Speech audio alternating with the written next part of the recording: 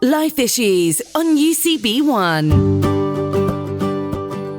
Do you find yourself reaching for your phone, scrolling through social media without even thinking about it?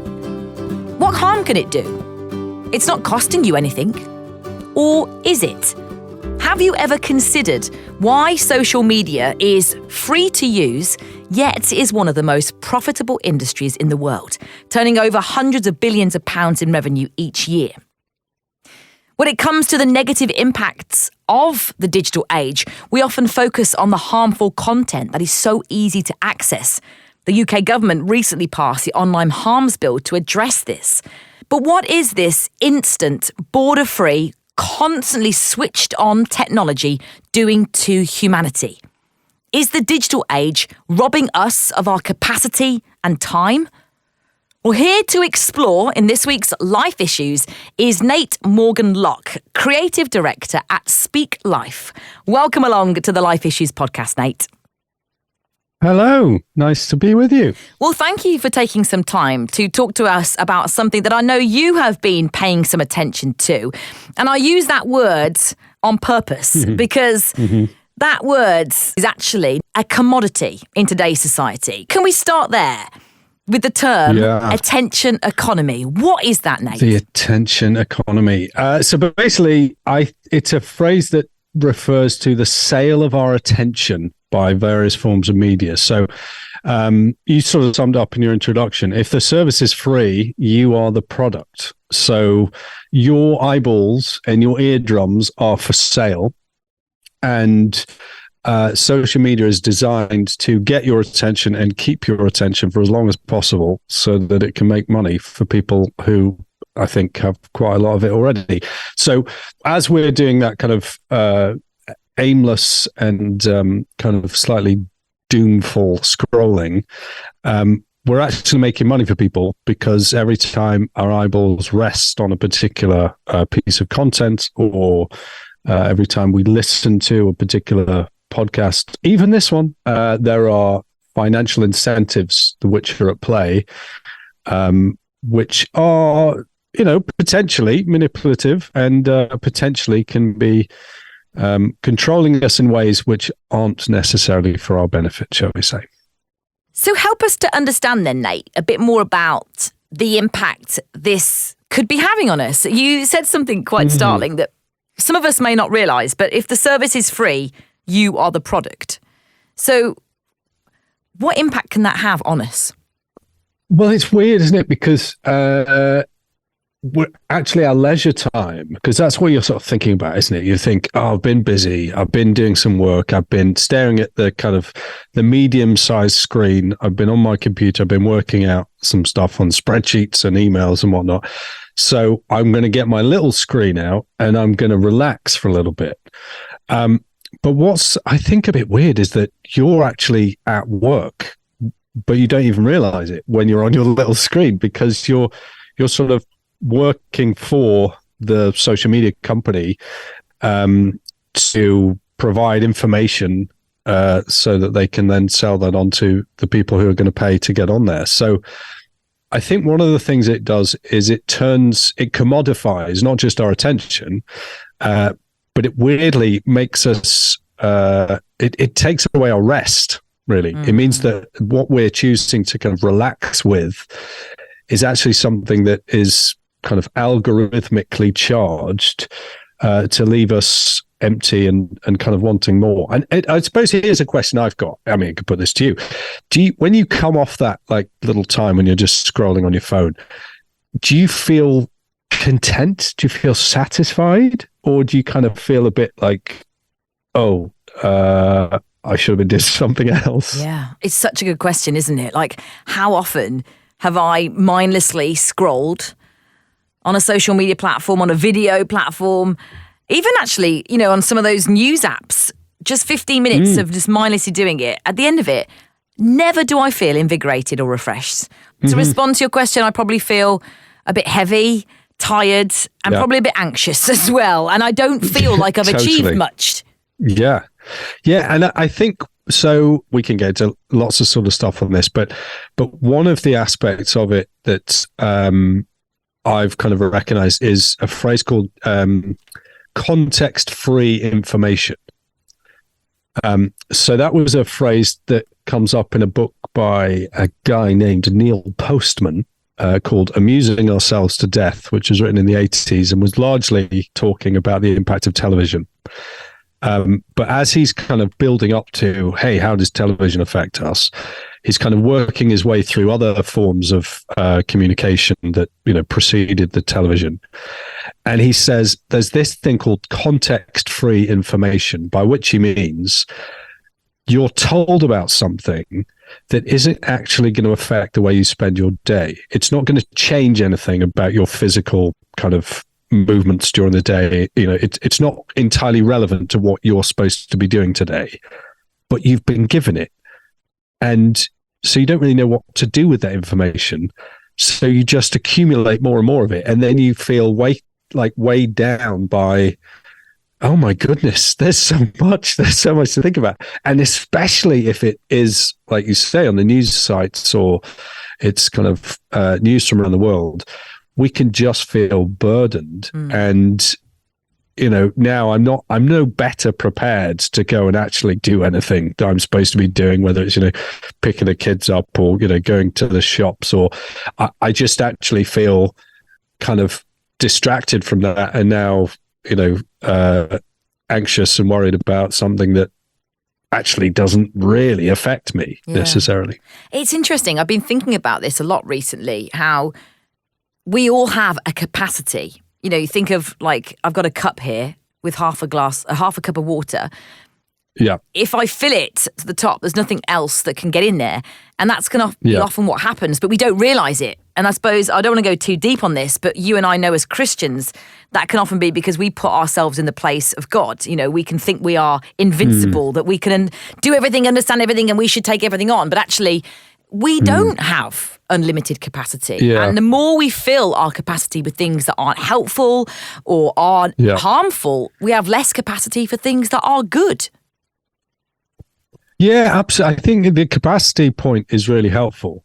And I think part of that is that we can sort of pretend to ourselves that by learning some basic information about a situation that we aren't involved in, that somehow we've got an understanding of it.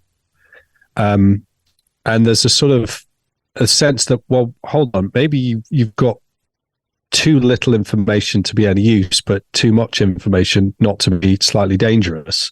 And so you kind of pick up this stuff from the internet. Oh, I can find out anything. I could, learn about all sorts of stuff, and I could become a kind of instant expert in lots of different things. And yet that information isn't especially useful. And it's been mediated to us, through social media platforms, which aren't designed to give you a comprehensive understanding of any given situation. So you leave and you potentially feel, oh, I am now more informed, but in fact, you're probably much less useful than you might have been if you'd thought, I'm completely ignorant about this situation. Yeah.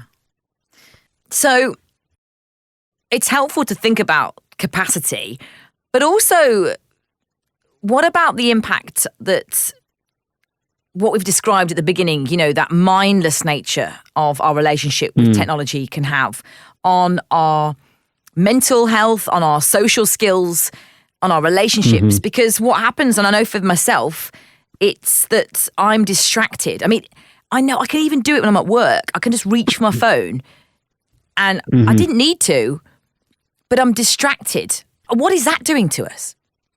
Yeah. I mean, partly it just adds massive amounts of guilt. Yeah.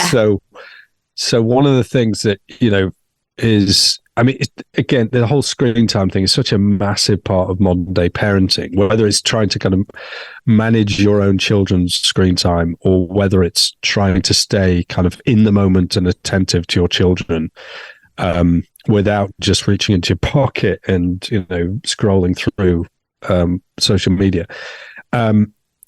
If you found yourself, as I, have, my children are slightly older than using playgrounds and swings and things now, but certainly a couple of years ago, we'd go to the park, and I would sort of sit down and they'd be on the swings, and then I'm just kind of getting out my phone, and maybe I'm responding to a text message. Okay, maybe I'm doing something that's actually useful. I'm kind of actively planning the rest of the day, right? I'm genuinely not distracted. I'm like being efficient and logistically organized, right? But the problem is my WhatsApp is just a thumb click away from my Instagram, which is just a thumb click away from my Twitter or whatever it might be. And so the lack of barriers between any of these parts of our lives just means that we can easily slip down into the kind of endless distraction of, memes and TikTok dances and silly videos and all sorts of stuff that isn't really our responsibility, and isn't really going to help us in our existing relationships, and isn't going to help us focus on the task at hand, whatever that task might be. And I think the other issue you've raised there, using you as a dad with children example at the park and the playground, what it is doing to our relationships, what you're showing that person in that moment. As you say, it could be, I've had it where I might check the train times while with somebody, but without telling them I'm doing that, they're just seeing me reach my phone and turn my attention away from them. And I'm basically telling them, you're not as important as my phone. And they don't know that it's actually something really important. But actually, I'm aware that this is becoming more and more normal. I see it in my relationships all the time. And I'm the one that gets so annoyed. Particularly when my dad does it, don't tell him. But if he starts using his phone when we're talking or having a family discussion, I get really annoyed. And that's because you don't know what they're checking, because you're exactly right. It could be something that's genuinely important, valuable, and they're solving an immediate problem. He often is. You're trying to find out. Or he's looking up something to do with what we've just discussed. But for me, he's turning his attention away and saying, you're not as important as my phone. Exactly. And it's almost like we kind of need, to sort of announce, I am now getting out my phone and this is what I'm attempting to do with it. And this is a relevant part of our conversation. But of course, we all justify it to ourselves when we do it. But then as soon as you see someone else on their phone when you're trying to have a conversation or you're trying to engage with them, you assume the worst and think, oh, they're just being rude to me. I mean, this has been going on for 10 years now, that we've been, behaving like this with our phones, and yet we still don't seem to be any further along to solving the issue. Because, I think 10 years ago, 2013, we were having the same conversations about the trouble of how everything was going to be online. I think some things have changed in the last 10 years, but it feels as though we've been slipping down into this little social media pit for some time. So talk to us then about, we've discussed capacity, distraction. We could easily say then, Nate, right, let's not bother. Let's just, chuck it all in. Let's go offline. But the reality is technology has brought us a lot of good. And going back to checking the train times, I could be at the station, trains are cancelled, I can get my phone out and check when the next one's available. Or, when the bus is late, I can, it's such a useful tool in lots of ways. Social media, we can, like you guys do at Speak Life, which we'll hear more about, the videos that you create, helping us to think. There's so much good. So are we saying then, we should just chuck it all in and not use social media? Or is this, and our smartphones all the time, or is this more about being aware, being intentional, and giving ourselves permission? I think, do you know what? My instinct is to say, I kind of want to go further in the direction of, becoming a kind of tech-free person than I'm even comfortable with. In one level. I think part of that is just because, like I say, we've recognized this phenomenon in our lives for a while now. And part of the challenge, I think, is just us having the honest conversation about it and trying to think through the implications of these sorts of things. Now, as I say, as a parent, when you're trying to control your children's screen time, you think very carefully about how the screen's being used, what it's being used for, and what they've kind of got access to. But we so often don't tend to reflect that back onto ourselves and say, well, what is my amount of screen time doing to my own kind of, not even mental health, but even my own attention span? Like, how capable am I at just sitting and thinking, or just writing something myself and just slowing down and focusing on what may be important. Human attention, we're always giving our attention to something. We can't help but give our attention to things. That's just the way we are. We've been made that way. The question will be, what ought we to give our attention to, and how capable are we of getting ourselves clean from these potentially harmful screen addictions that we might have developed?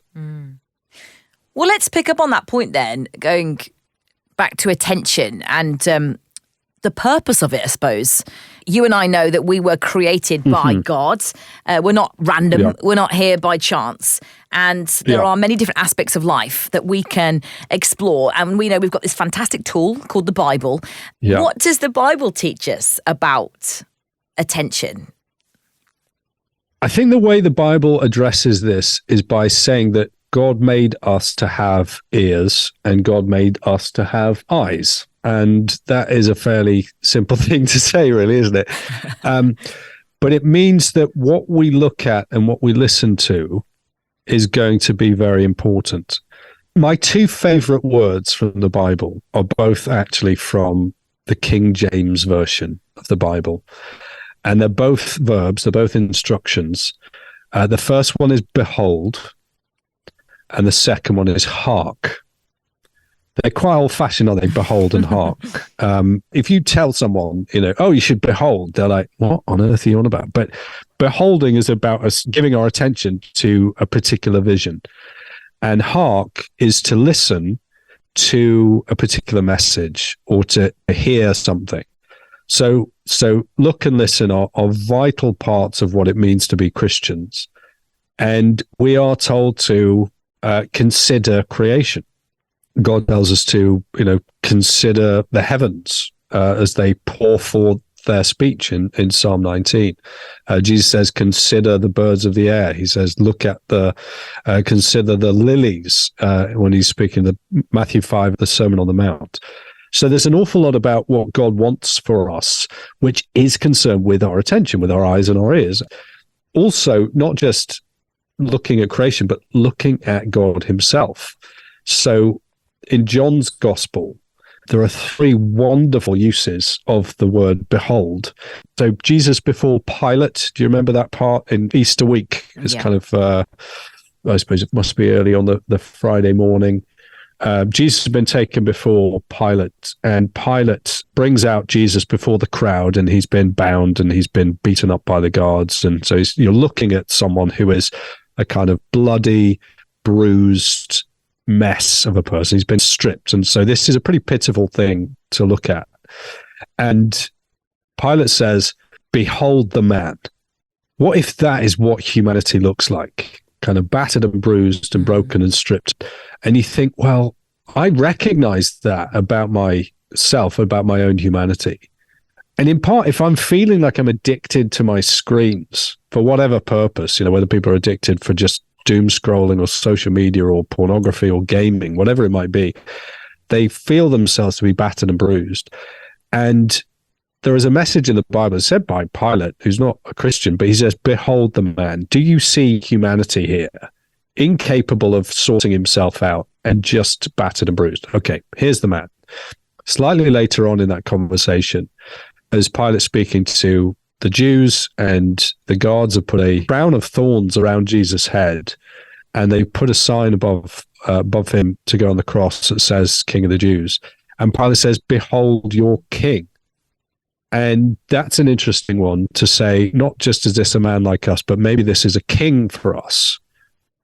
Again, why might we go with him? Well, if you look back at the beginning of John's Gospel, John the Baptist in chapter 1, verse 28, he says, behold, the Lamb of God who takes away the sins of the world. So when the Bible's thinking about attention, it's saying you're giving your attention to all sorts of things which aren't helpful for you.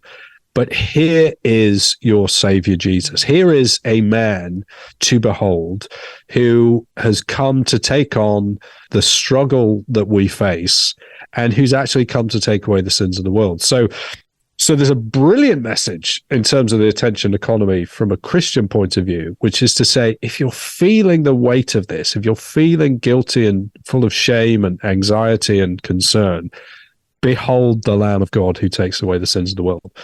And of course, I haven't even gone to hearken, but I'm preaching too much. No, already. it's really interesting. No, not at all, not at all.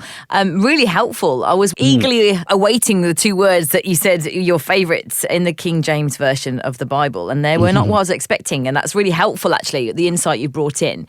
Another thought when it comes to our attention and like we've linked a little earlier with the effect it can have on our lives when we're constantly distracted by things around us. Jesus said, I have come to give you life and life to the full. We also read in the New Testament that it's freedom that we've been saved. Jesus promises freedom in our life. And I wonder what your thoughts are when it comes to what Jesus can teach us.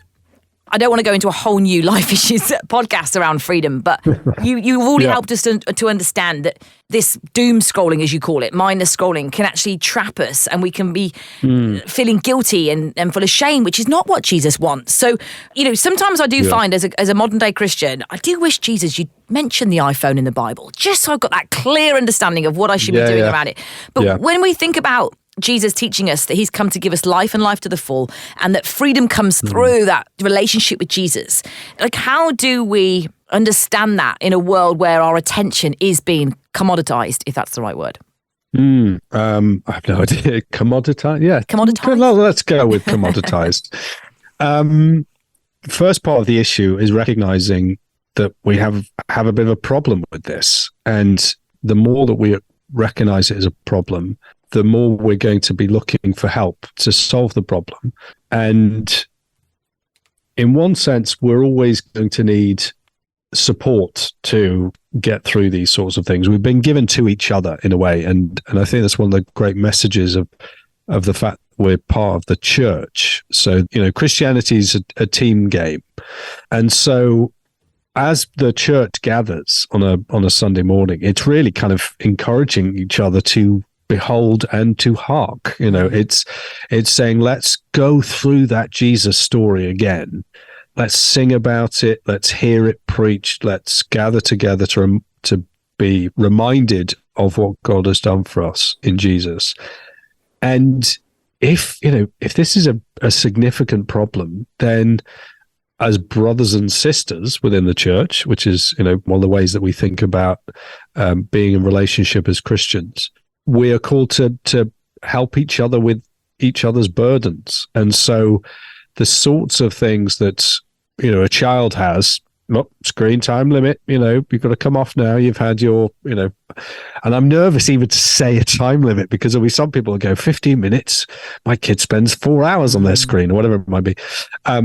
But to be able to say, look, can you kind of help me with this?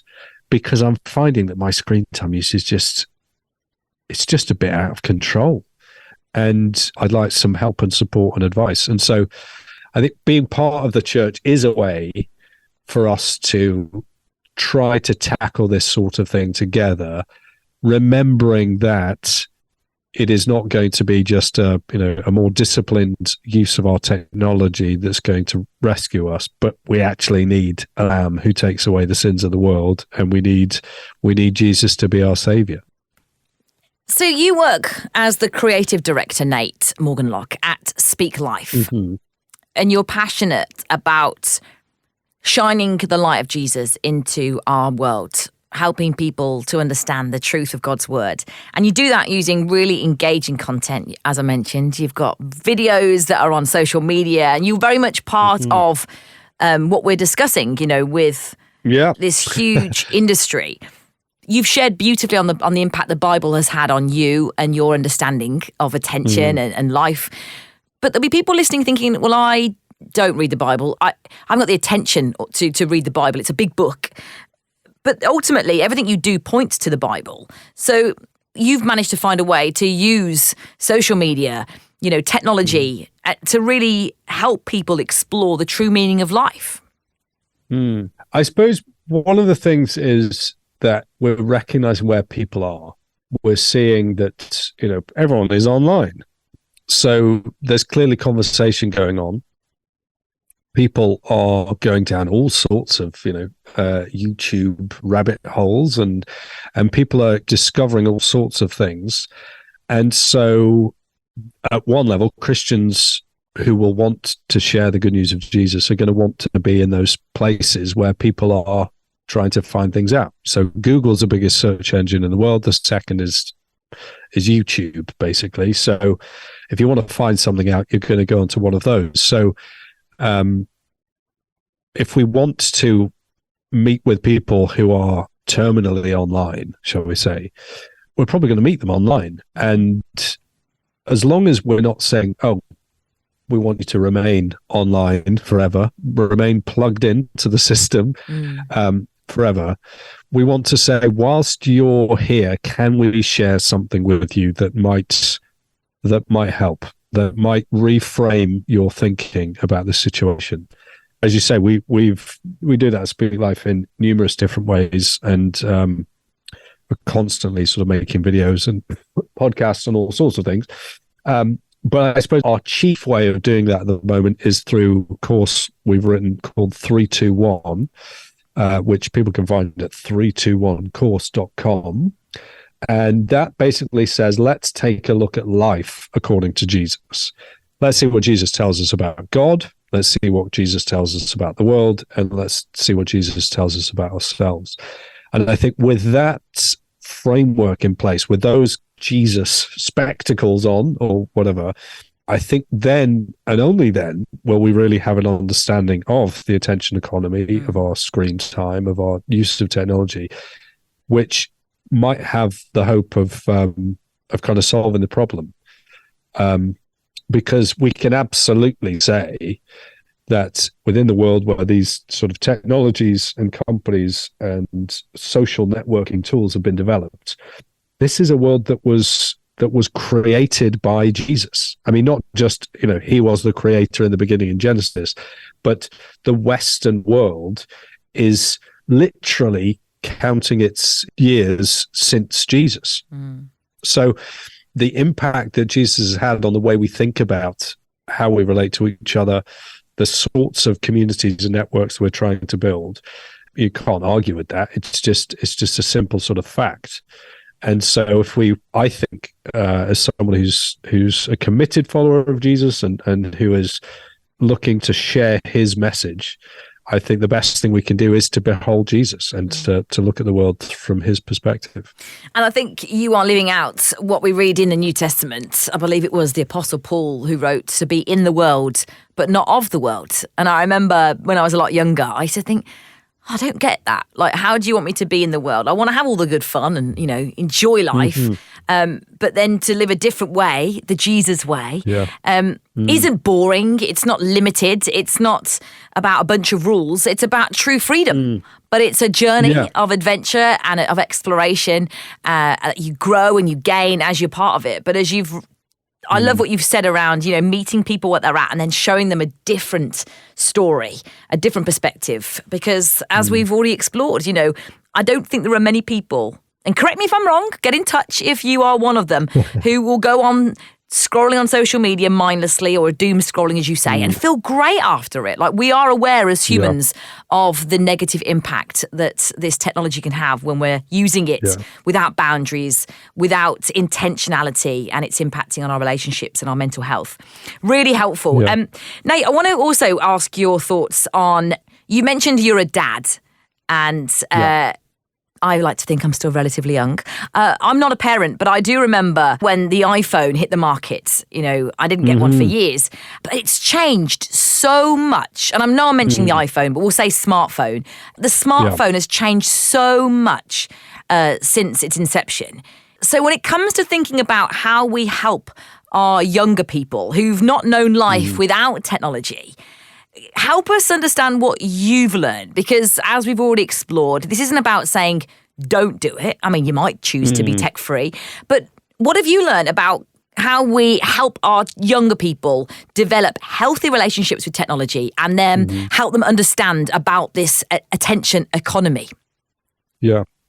So I suppose a few things. Part of it is just there is a kind of an educational piece, which is, are you having open conversations with your children about the attention economy, the way that screen time works, and the way that we can all become a bit kind of screened out and screen zombies or whatever it might be. And then there's some brilliant family films which have addressed these things. So Incredibles 2, did you ever see Incredibles 2? I've not seen the second one, no. Well, the baddie in that is called the Screen Slaver. So that is literally just, kind of saying that the screen kind of gives people these kind of googly eyes and they become easily controlled. There's a brilliant film called Ron's Gone Wrong, which is about, imagine if instead of smartphones, we had kind of personal robots that were basically smartphones, but they kind of followed us around a bit like R2-D2. That's a brilliant film on this. And The Mitchells versus the Machines, which is another kind of animated movie on this same kind of topic. So everyone's kind of having this conversation anyway, because everyone's recognized, Christian or not, that we all have a bit of a technology problem at the moment, and particularly for kids. So at one level, I want to say, are you just able to have an open discussion with your kids? But at the same time, it's not just going to be done by having a conversation. There are going to be certain things that you do to protect your children, because at the stage they're at, they're not able to kind of make those decisions for themselves. So my kids are, we're in a slightly different situation because my kids are home educated, and one of them's 13, the other one's 11, and they currently both have basically Nokia 3210s. Oh. Do you remember those? The brick ones? I miss mine. You can break all sorts of stuff with those, but they and so play Snake for hours. He's brilliant at Snake, right? And his thumbs are very strong from having to press every button 4 times to get the right letter. Now, one level, that's fine, right? Because we see them most of the time. But there are times when they're out with friends, whether at clubs or sports things, and other people have got, they've all got smartphones. So the social pressure to get a smartphone, even at the top end of primary school now, is so strong. And yet, if you read the research on this, a particular sociologist named Jonathan Haidt, that's Haidt, who's written about smartphone use in teenagers, and just says this is the single biggest, lever that you can pull to change your, if you're trying to stop your child having the sorts of anxieties and things that seem to be so prevalent right now, is that not giving them a smartphone is one of the best ways to do that. So you mentioned the iPhone, 2007, that came out. Steve Jobs sort of said, it's not just a phone, but an internet browser and an iPod. It's all in one. So 2007, it comes out. It's very expensive and hardly anyone's got one. By 2012, it's become much more readily available. Now we've got Instagram. So at that point, teenagers start to get hold of these things, and it becomes apparent that more people are on these social media sites on a smartphone than aren't. So suddenly now the social pressure has been completely flipped to thinking, hey, you're a kind of, special case if you've got one, to thinking now you're a special case if you haven't. Now, I'm quite hopeful about this, because I do think that there is now a generation of parents who are coming in who are saying, I've seen the impact of the smartphone on my own attention span, and this is something I'm trying to kind of help you with. So what we're noticing is the rise of low-tech options. Is that the right way to say it? Sort of lots of people listen to audiobooks now when they go to bed. Are you someone who listens to things before as you go to bed? How do you get to audiobooks, sleep? I still prefer an actual book, but I do enjoy. And white noise and stuff like that. And anyway, there's been quite an uptake in people using, I think it's the best brand name is like Kyoto or something as a media player. And you basically, it's like having an old fashioned like tape player, because you just have these little things that you insert and it'll play, that audiobook, or it'll play this particular kind of noise that'll help you get to sleep. So what you're finding is that even though with the advent of the smartphone, that you just added more and more apps so that the same device did thousands of different things for you, is that people say, actually, we quite liked it when there was a special thing that did this, or, a special thing that did this. So one of the most essential things I would say is that if you're trying to get your phone out of your bedroom, right? Because that's the key thing. It's like, if you can scroll in the comfort of your own bed, that is the worst thing. Is you need to buy yourself a separate alarm clock. Oh, brother, life changing. Because you can't say, oh well, I need to wake up, so therefore I need my phone in there because it's an alarm clock. Well, if it's only an alarm clock, then maybe. But of course, as I say, it's just a thumb flick away from all those things which are designed to keep you on for as long as possible. And it's so simple, but yet we need to hear it to be reminded of this truth. Do you know something that's changed my life? Well, you've mentioned one. Bought an alarm clock. Well done. Phone no longer in the bedroom. It does creep its way back in again when I'm not. Well, it's my own fault, but when I'm not being intentional. Stay firm. I know. But the other thing that I think people don't realise is that you can turn off notifications. Now, you might do this for certain apps, but WhatsApp, I don't have notifications on my WhatsApp. I have to go into the app to see when someone's messaged. Now, this might cause a bit of discontentment amongst my relationships, but do you know what? It's better for me and my mental health and my marriage and my family, because my phone isn't buzzing, pinging, vibrating to tell me, because I'm sure I'm not the only one who's in quite a few groups these days anyway. So even if it's not an important message, and I say to my family and friends, if you need me, you can call me. It'll go through. But turning off WhatsApp notifications is arguably one of the best decisions I've made in the last year. Yeah. So that's my advice. You should only have notifications from like your ICE, is that what it's called? Like in case of emergency. Like exactly. I just literally, the only notification I have is if I get text from my wife. Like literally the only notifications I have on. Oh, I see. I don't even do that. I need to do that. I probably should have it in case of emergency. The other thing with it is that the challenge is that you then think, oh, I'll just check. Now that's a dangerous one where you start to think, oh, I wonder what's going on in that sort of thing, because I haven't any red notification stimulation for a while. So I might need to go and little check on the app and that sort of thing. But I think if you've got notifications on, someone is always going to be just grabbing your attention, and you'll find your phone is going to give you notifications about totally irrelevant stuff that as soon as you pick it up, you're, oh, I thought about that, and now you're locked in. Absolutely. And I just want to say something on the infinity scrolling thing. It's a phrase that might sound a bit weird to people, but there were some tests done on something called portion bias. Now, this is basically whereby, as human beings, we like to think it's a good idea to have a portion of something. So if someone tells us that this is what a portion looks like, we're happy to go along and say, okay, I trust you. That's how much I should have. So they did some tests with like a sugar bowl and changing the size of the spoon. So if you double the size of the spoon, then people take twice as much sugar. If you halve the size of the spoon, people take half as much sugar. So they start to recognize that we all like to kind of play by the rules. Oh, that's a portion. Now, when it comes to social media, they also recognize that we love to know that we've had a portion. What they did was they said, we will now have an infinite scrolling platform, which means you will never, ever, ever get to the end of Twitter. You can never get through Instagram. You can only keep scrolling. And TikTok, of course, is one of the worst because, it's just not even showing you what's going to come up next.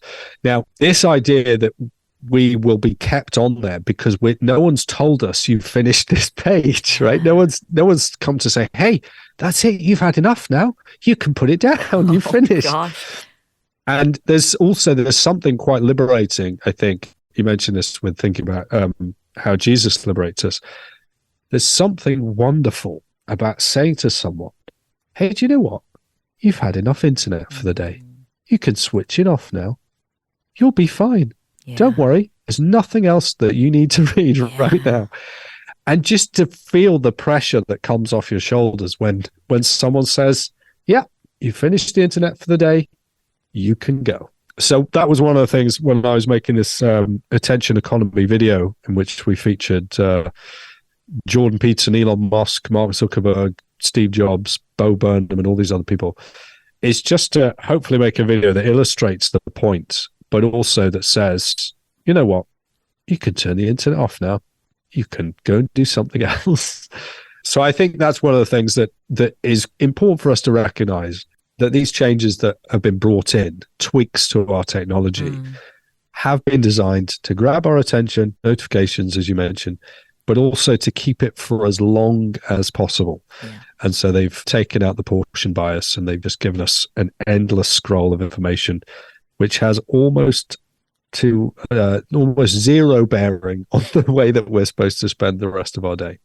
And you know what's interesting? I'm very grateful for what you've taught us there. I hadn't realised that portion bias, infinity scrolling, as you've shared. I remember watching a documentary on Netflix, The Social Dilemma, which is worth a watch. It's clever, really, isn't it? Because it's a documentary, but it's also got some drama. So it kind of blends storytelling with, vox pops. But a lot of the people that they interview are people who worked in the kind of early days of a lot of this tech and these social media platforms. And they've kind of said, no, we didn't mean, no, we knew what we were doing, but no, we don't agree with it anymore. I remember the head of, was it the head of the guy that invented Pinterest? It says that I don't let my kids go on social media. And, you think, hang on a minute, you created it. So worth a watch, and those films you mentioned as well. And I really want to encourage you to check out Speak Life's social media. You can find them. I love the irony of talking about the damage that it can do, yet encouraging people to go and look at these videos. But as you've just shared, the one that you mentioned, that attention economy video, really caught my eye and challenged me and really helped to kind of develop this episode, actually. So go check out Speak Life on all the different socials and on their website. Just before we say goodbye, Nate, I want to ask you one more question. Sure. You are the creative director of Life Issues. Kind of, you are actually. You are the creative director of Speak Life.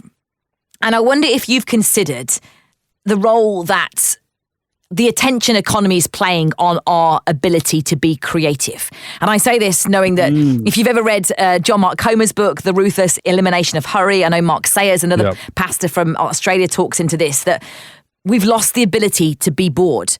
And that word growing up as a kid wasn't, you didn't want to ever be bored. But actually I'm understanding there is something really beautiful, something really enriching about being bored.